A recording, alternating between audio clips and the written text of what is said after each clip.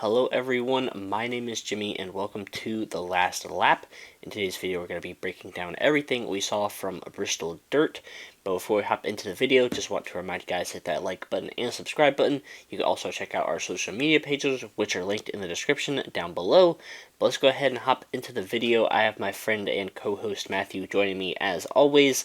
And man, this is the third try that NASCAR has tried to do this whole Bristol Dirt thing, and it could arguably have been the best one we've seen yet. So, Matthew, what are your quick thoughts before we go ahead and hop into everything? Well, it was definitely a dirty weekend at Bristol on dirt, and it was a lot of fun to watch this weekend. And this should absolutely stay on the schedule. It should absolutely be on the schedule for the next years to come. It should be at Bristol, and it should be dirt in this time of year. And my only change would be please be at May or June so it doesn't rain all the time there like it does in the mountains. But yeah, we need to keep this because what we saw was pretty much the best we have seen, and it seems like every year they keep on improving. That's what it's all about when you try new stuff. You learn from stuff, mistakes that happen, and you make it better. And that's what we're seeing with Bristol Dirt.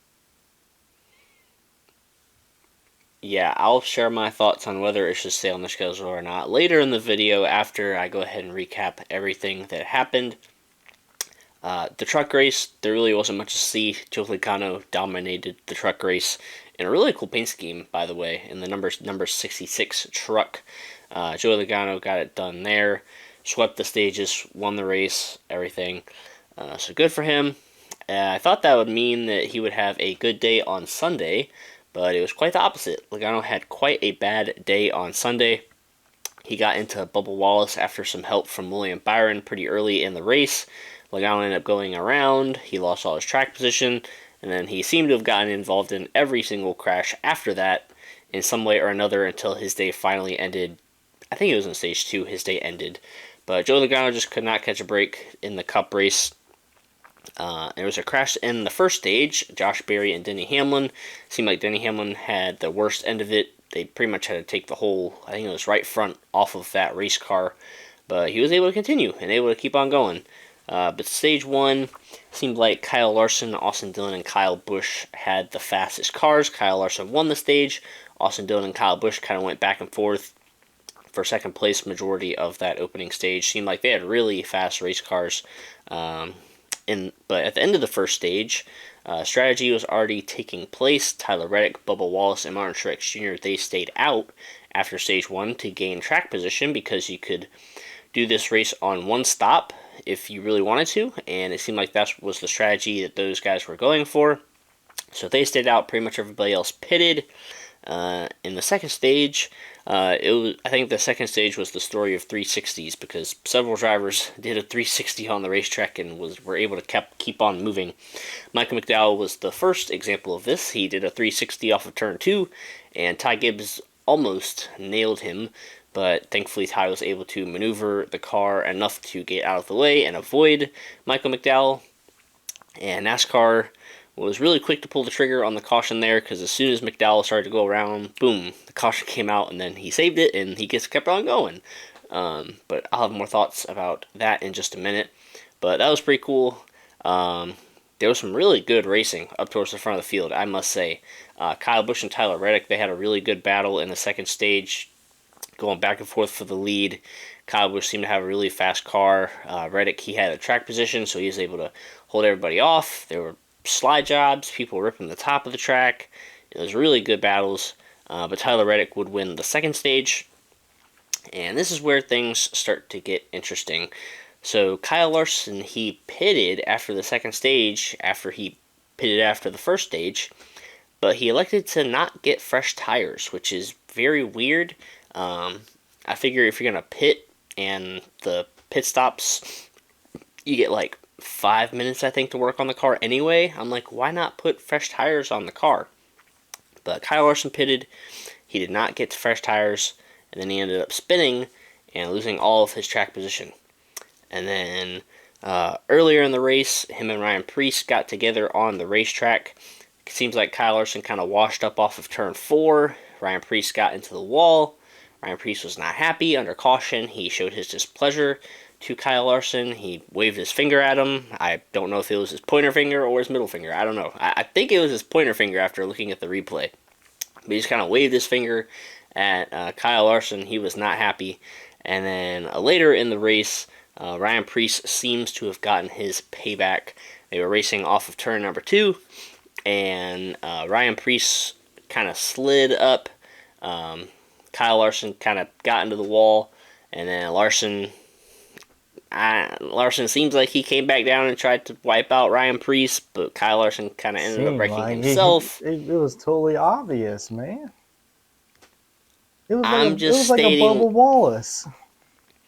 I'm just stating what it looked like on the TV because, Bristol Dirt is a tough track and his car could have been broken enough. I doubt it, but it looked like he tried to go down and try to hit Ryan Preece, but Larson ended up wrecking himself, ending his day. I'll give my thoughts on that also after I'm done recapping the video or the race. Um, but there was a restart with 41 laps to go. This was way after the Kyle Larson and Ryan Preece thing. And it was a really good green flag run and a fantastic battle between Christopher Bell, Chase Briscoe, and Tyler Reddick. The 3 best dirt guys still in the race. They battled it out. Bell was hanging on for the lead for most of the time. Briscoe was right on his bumper trying to pass him. And Reddick was able to get by Briscoe. And then Briscoe faded just a little bit, I think. So it was between Bell and Reddick. And then there was a caution with around 10 laps to go involving Kyle Busch. He spun off of turn 2, spun on the pit road, I might add, and they threw a caution for that. And that'll be my third point also that I'll be talking about after I finish recapping the race. Anyways, that led to a shootout with 8 laps to go. It was Chase Briscoe, Christopher Bell, Tyler Reddick, Ryan Blaney, Austin Dillon. Those were some of the main guys at the front of the field for that last little dash to the finish. On the restart, Chase Briscoe got into Ryan Blaney, sent him around. That was not a caution, I might add. And then on the final lap, there was a crash on the backstretch, and Ross Chastain decides to just stop his car on the track in the middle of turns 3 and 4 and cause a caution to come out and end the race, unfortunately. I think it would have been a really good finish because Christopher Bell was hanging on over Tyler Reddick. It looked like Bell was going to go to the bottom in turn 3. Reddick might have gone to the top, and it could have been a really good finish. We don't know. Stinks that Ross Chastain, that actually was his fault.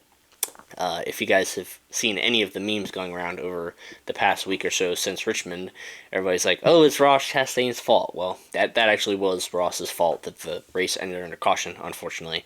But I'm going to go over the results real quick, and then I'll go over my main points of discussion. So, got some Toyotas, Christopher Bell, Tyler Reddick, some dirt guys at the top. Ricky Stenhouse Jr. finished 4th. Great run for him. He's a dirt guy. All dirt guys in the top 5 right here. Justin Haley might be too. I don't know if he is or not, but he finished 6th. Great run for him in the Colleague car. Todd Gilliland, a top 10, another top 10. I believe he got one at Coda, and now he gets one here at Bristol Dirt. Great run for him. He had track position.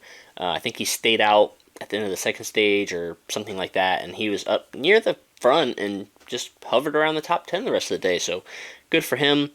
Kevin Harvick snuck into the top 10 as well, and Ty Gibbs with his 4th straight top 10 finish. Great run for Ty Gibbs.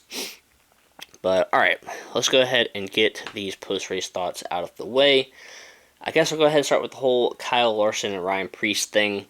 So, like I said earlier, this all started with Kyle Larson and Ryan Preece getting together off of turn 4. Larson tried to kind of slide up and clear himself over Ryan Preece. Ryan Preece did not lift. He ended up getting into the wall. That's what started all of this. And then an incident off of turn number 2. It was pretty much roles reversed, except Ryan Preece kind of slid up and Kyle Larson got into the wall. And, there's 2 sides to every story. That's what I was trying to say. And Kyle Larson said that, he figured Ryan Preece would have just forgotten about it and they could have just raced it out and, just moved on from it. And Ryan Preece, on the other hand, They, obviously asked him if it was intentional or whatever, and Ryan Preece is like, oh, I got loose, so I don't run on dirt. I was just trying to race him hard, and blah, blah, blah, blah, blah. And I really think both sides of the story here are bluffing, to be honest with you. I think the first incident was Kyle Larson's fault. He ran Preece into the wall off of turn number 4. I think that was Kyle Larson's fault. And then if anybody says Ryan Preece didn't do what he did to Kyle Larson on purpose, then I think they're capping, because on the radio after the Kyle Larson incident, Ryan Preece and his crew chief and spotter, whoever, they were like, oh yeah, I'm done taking this from people. I'm going to start racing people hard, and they're going to get what they deserve, and all that kind of stuff. So I think what Ryan Preece did, I think he retaliated. I think he did it on purpose. Obviously, Kyle Larson got the worst end of the deal because he tried to retaliate back at Ryan Preece, and he ended up wrecking himself. But I think the initial contact there was on Ryan Preece. But I'm going to read something from Jeff Gluck really quick, or at least paraphrase it. So, besides what Ryan Preece, so I'm going to compare this to the Denny Hamlin thing. So Denny Hamlin got penalized for saying that not even wrecked Ross Chastain, that he ran Chastain into the wall on purpose. Besides Preece doing that, how is that not the same thing as what Denny Hamlin did? And, I'm just throwing that out there because NASCAR, they opened up a big can of worms with this whole Denny Hamlin penalty, and them or them upholding his penalty and him not winning his appeal. So I'm just throwing it out there because, NASCAR, they should take a look at this, I think, because Ryan Preece, manipulated the outcome of the race, or whatever crappy excuse NASCAR wants to use. So I'm just throwing that out there. If they looked at it for Denny Hamlin, the only difference is Denny Hamlin said something on his podcast. I mean, Denny Hamlin, purposefully ran into Ross Chastain. Brian Preece purposefully ran into Kyle Larson. If NASCAR is going to be picky with their rules, they need to look at this. So, I think the drivers should just police it themselves. I don't even think Denny Hamlin's thing should be a topic right now. I think he should have gotten that penalty overturned easily, but he didn't. But, I'm just throwing that out there. But, anyways, that's my first rant of the day. I have two more. Well, not two more, one more. The second thing is the inconsistent caution calls by NASCAR. And this is not just for the Kyle Busch incident, because he spun coming off of turn 2 onto pit road. That should not have been a caution, in my opinion. So right after that, Chase Briscoe spins Ryan Blaney in the middle of turns 1 and 2, and that's not a caution. He's sitting right in the middle of the field. Everybody's passing by him, facing the field. That's not a caution. So there's an inconsistent call right there. You got Mike McDowell doing a 360, and then pulling the trigger on the caution right away on that one. And then you got, this guy doing a 360 over here, that guy doing a 360 over there. No caution there. But I think the appropriate caution is when the car is stopped on the track facing the field. If they can't get it going, then obviously throw the caution. But if they spin around and they're facing the right way, wait a minute before throwing the caution. But just a little bit of inconsistency there. It didn't affect the outcome of the race too much, thankfully. But on to something positive. Is this the best Bristol dirt race yet? Yes, I believe so. And I'm finally starting to lean towards Matthew's direction here on where, I think it might be a good thing to run Bristol at the dirt every spring race. Compared to the last year or two, I thought, maybe they should take this to an actual dirt track like Eldora or Knoxville or something like that. But I'm starting to think that NASCAR's starting to figure something out with Bristol and the dirt, because I thought the racing was great. Towards the end of the race, you saw everybody ripping the top of the track.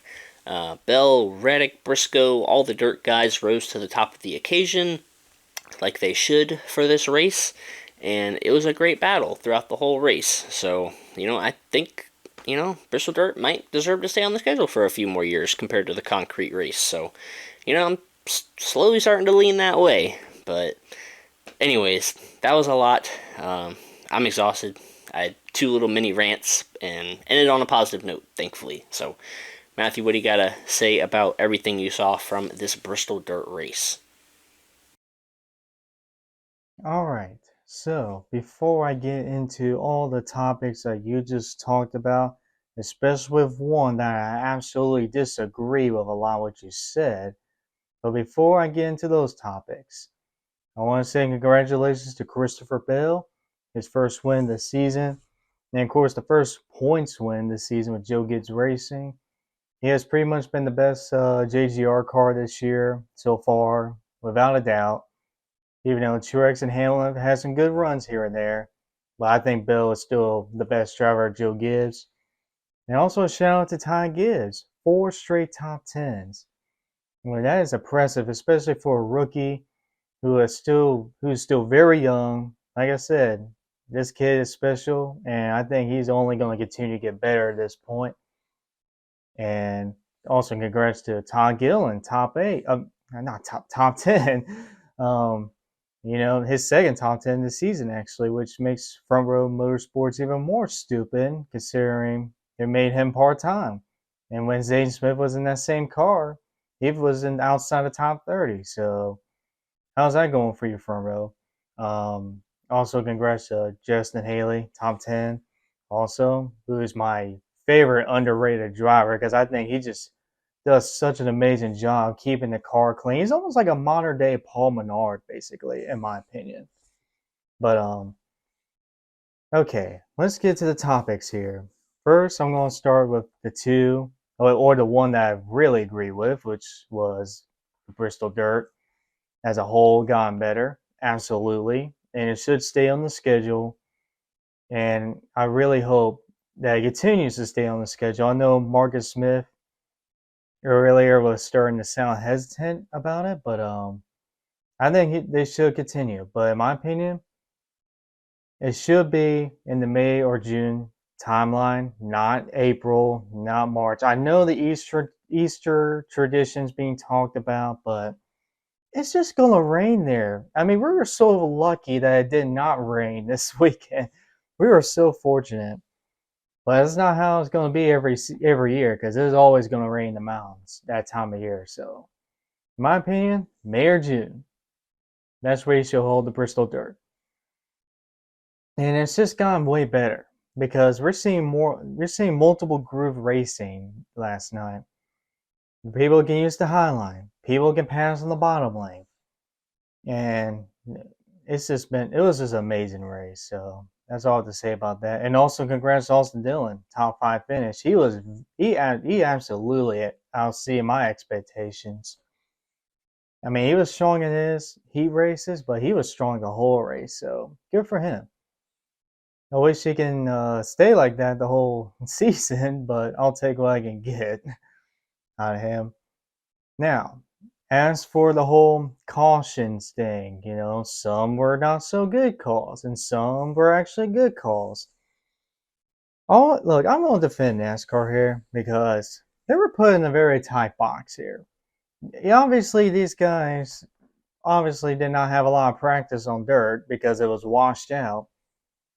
And a lot of people are spinning out almost every lap. And at that point, if you just kept throwing the yellow flag out, you're going to make it to a slugfest. And NASCAR knows about what happened at Coda, how that was a wreck fest, caution after caution, and NASCAR didn't want to do that again. So they're like, well, if they can keep it under control or get out of the way, then that's fine with us.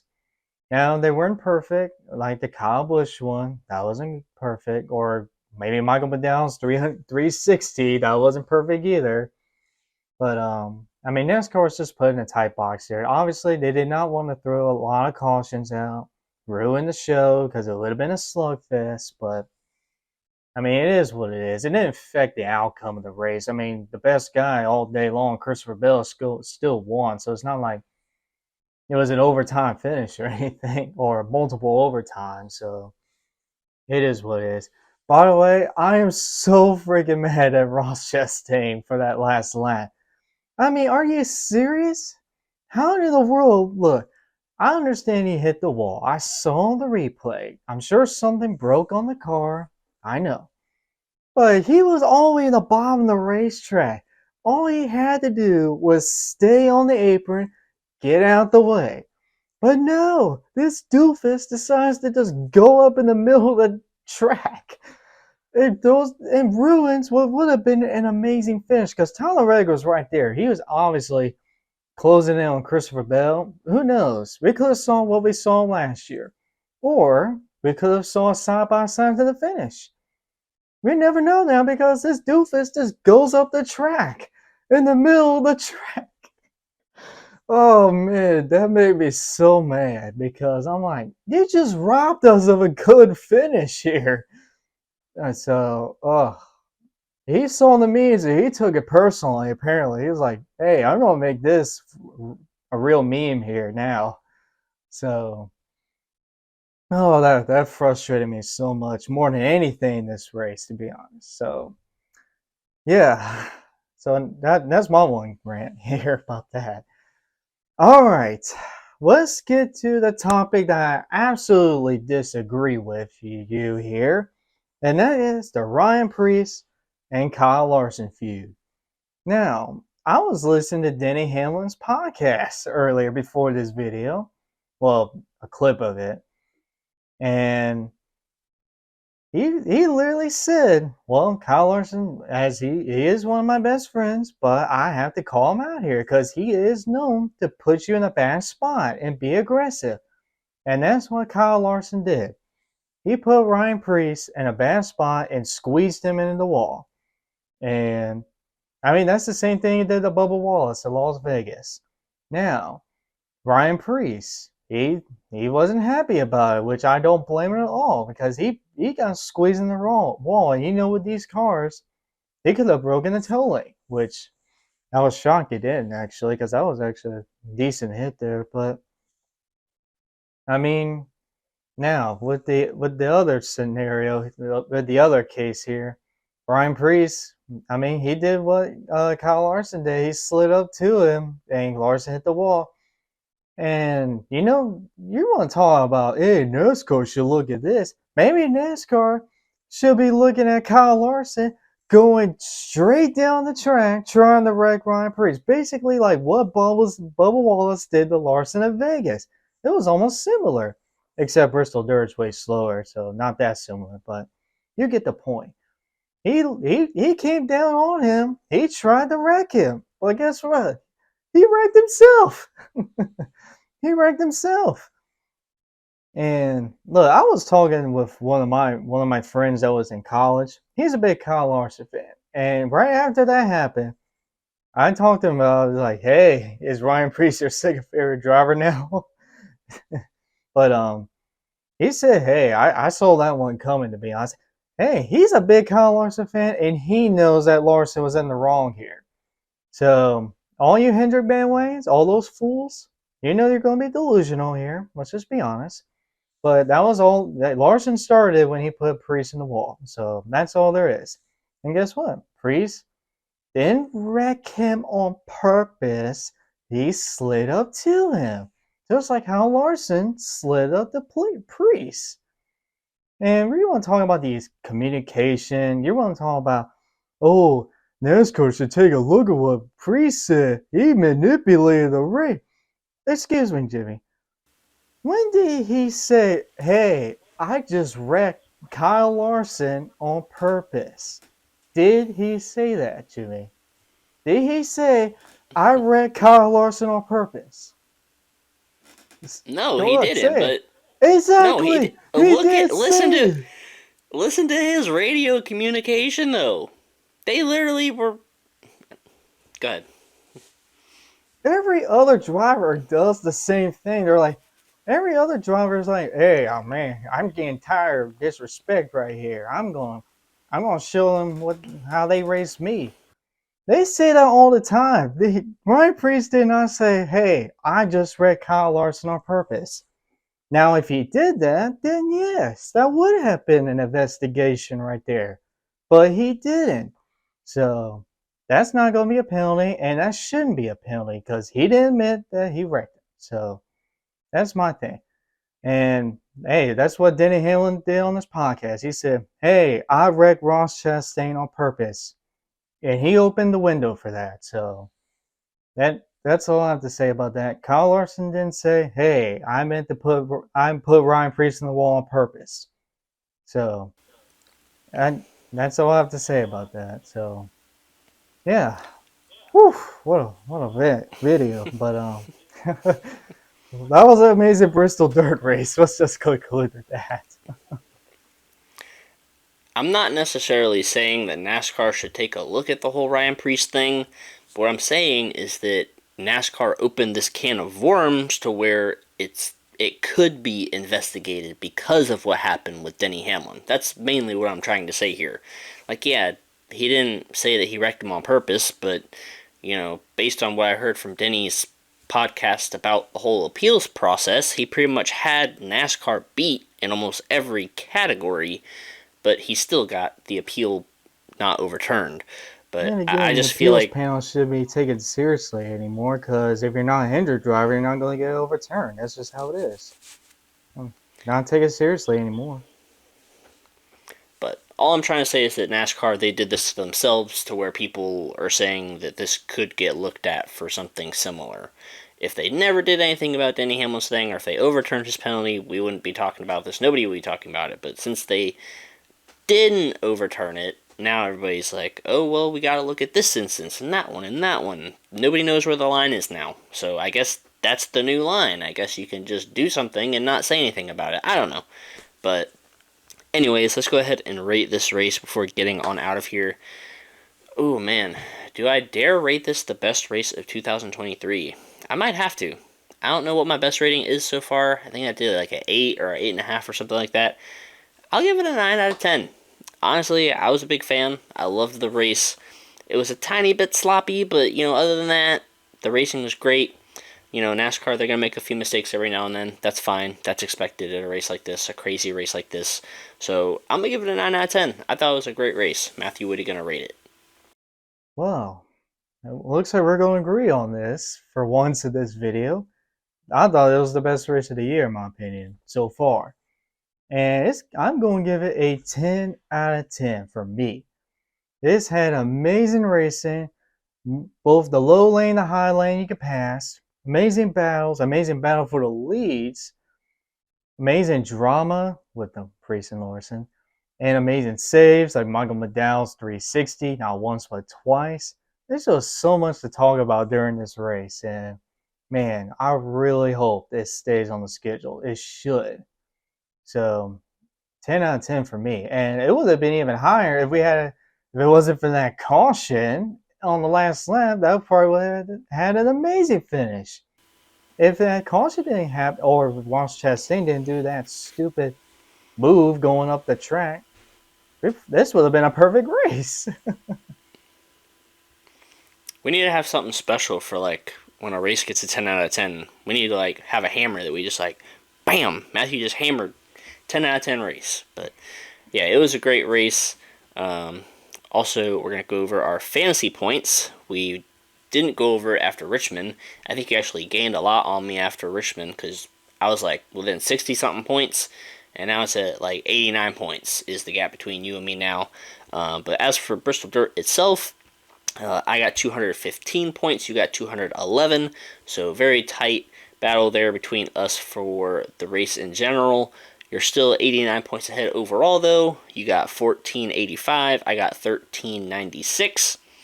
So, yeah, another week in the books. Martinsville is next week. We will be there.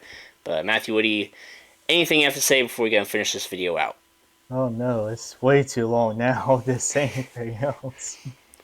Yeah, we are approaching the 30-minute mark of this video. So if you made it this far in the video, thank you guys. We appreciate it. It was a lot to talk about. It was a fun video. We hope you guys enjoyed it just as much as we did talking about it. But make sure you guys check out our social media pages. Those will be linked down in the description as always. But until the next time, we will see you guys in our next video.